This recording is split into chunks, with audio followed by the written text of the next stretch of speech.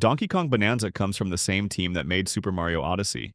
That alone sets high expectations, but it also raises a concern. Can it do anything new? At first, Bonanza feels like a remix of Odyssey. Lots of shiny things to collect, smooth movement, and a familiar tone. The early hours feel like a slightly louder, punchier version of something we've already played, but Bonanza eventually breaks away from that shadow. The digging, smashing, and chaos become more than gimmicks. Once you start ignoring the clear paths and start experimenting, it turns into something much weirder and more playful. The game opens up, not in story, but in how you play.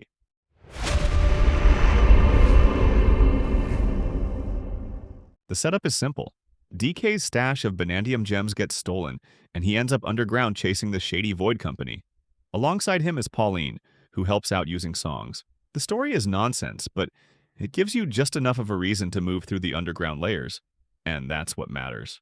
The core mechanic is DK's fists.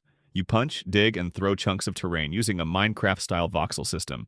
And yes, almost everything can be broken.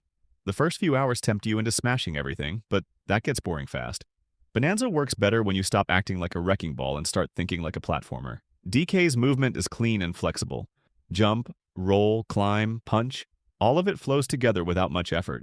He can even ride chunks of earth like a surfboard. Each layer introduces new ideas. Surfing on mud, raising platforms, building paths with floating ore. These mechanics change quickly, keeping things fresh.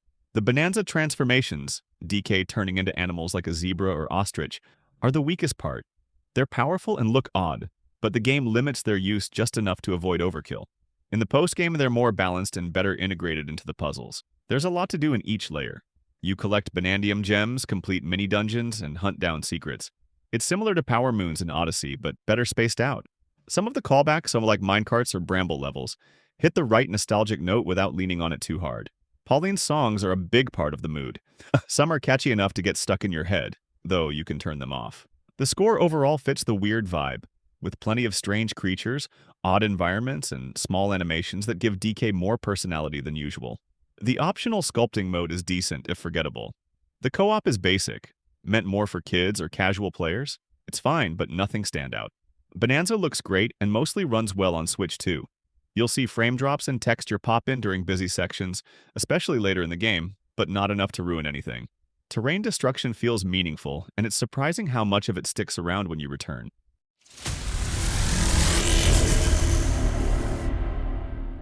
Donkey Kong Bonanza doesn't top Super Mario Odyssey, but it doesn't need to. It's messy in places, and some parts feel overstuffed, but it's also one of the most original and fun 3D platformers in years.